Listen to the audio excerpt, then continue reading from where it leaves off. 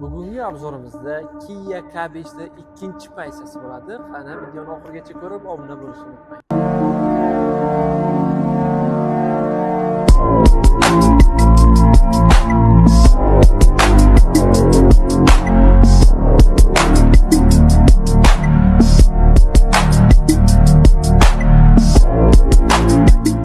Kia K5 ikkinchi paysasi. Bu FIFA Edition paysasi 379 million so'mdan boshlanadi K5lar 540 million so'mgacha. Bu turgani 439 million 900 liga. Hozirgi kunda buni foizsiz bo'lib to'lash tartiblari va qanday motor joylashgan, qanday funksiyalari bor, nima xususiyatlarga ega hammasini sizlarga tushuntirib o'tamiz. Bunda oldi Parktronic datchiklari, orqa kamera, polni 360 gazli kameralari bo'ladi. 170 ta ot kuchiga ega, 0 dan 100 gacha 9 sekundda 100 ga chiqadi. Rasxodi esa 100 ga 6 litr rasxod qiladi. Keling, ichlarini ko'rsatib va diskalarini razmerlarigacha ko'rsatamiz.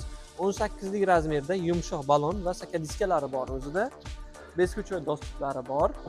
Ikkinchi paysada ham ko'rib turganingizdek katta lyuk bo'ladi o'zida. Birinchi paysalarda esa kichkina lyuk bo'ladi. Qolgani misol uchun tom bo'ladi, panorama tom bo'lmaydi. Bu 2 dan 3 ta, 8 ta paysalarda 2 dan yuqori paysalarda, ikkinchi paysalarda hammasida panorama tomlari bo'ladi. Ichki saloni ko'rishingiz mumkin, kojunli salon bo'ladi. Uchlarida, to'rlarida nima farqi bor desangiz, ularda yon tomon signasi ham elektronik bo'ladi. Bunda faqat shofir tomonda signasi elektronik bo'ladi. Keling, orqalarini ham ko'rsataman. Orqada ham misol uchun oldida ham bemalol o'tiribman, orqada bemalol o'tiribman. Bo'yim 1.80 ko'rishingiz mumkin, bemalol joylashsangiz bo'ladi.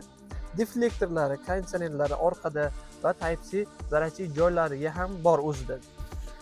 Va tomonda endi podstakanlik bu narsa qo'yib, qo'llaringizni qo'yib bemalol davom etsangiz bo'ladi. Bundan yuqori paysalarda o'zi orqadan turib, oldindagi multimedia sistemani boshqarsangiz bo'ladi. Va bagaj ob'yomini ko'rsataman sizlarga. Orqa kamera, orqa farlari to'liq yonadi. Ko'rishingiz mumkin, FIFA Edition mana shunaqa ABM Global mana shunaqa kubikli o'zimizlari bo'ladi. Ko'rishingiz mumkin, orqa Parktronic datchiklari, orqa knopkasi, bagaj ochishligi, ichkarida ham ochsa bo'ladi. 540 litr bagaj ob'yomi. Va buni tagida zapaskasi, zapaska ham saka diskali bo'ladi, dakatka bo'lmaydi. Bemalol almashtirib taqsangiz bo'ladi balonga. Qo'l bilan yopiladi, elektrichеский bo'lmaydi. Ichki salonda nima funksiyasi bor va qanday funksiyalariga ega sizlarga tushuntirib o'taman. Xo'p, o'tirishingiz bilan sizda kattagina monitor qarshi oladi, ko'rishingiz mumkin. 12 dyumlik polli splashli monitorlari bor. Cruise control, climate controllari bor. Sportivniy multirol ko'rishingiz mumkin. Nechta rasxod qilyapti, qayerdan qayergacha benzin sarflayapti, hammasini tabloni o'zidan ko'rib boshqarsangiz bo'ladi. Rejimlari bor. Sport, eco, norma rejimlariga ega va shaybali bo'ladi. Oldingi K5larda richag edi, bularda hozir shaybali chiqqan. Bespirodnoy zaryadchiklari bunda hozircha yo'q, Type-C zaryadchi joylari bor. Bundan yuqori paysalarda bespirodnoy zaryadchi joylari bo'ladi o'zida. Podstakanliklar ko'rishingizni yopib qo'ysangiz ham bo'ladi. Barlari va sizga yoqadigan boyagidek aytgandek katta panorama tomlari ikkinchi paysada ham bo'ladi. FIFA Editionlarda hozirgi kunda 360 gazli kameralari mavjud. Buni siz 30% ni to'lab, 15 oyga foizsiz bo'lib to'lashga olsangiz bo'ladi.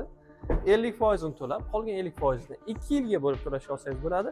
60% ni to'lasangiz, salkam eng uzoq muddat 30 oygacha o'z narxida bo'lib to'lashga qilib beramiz. Mashina sizning nomingizga chiqadi.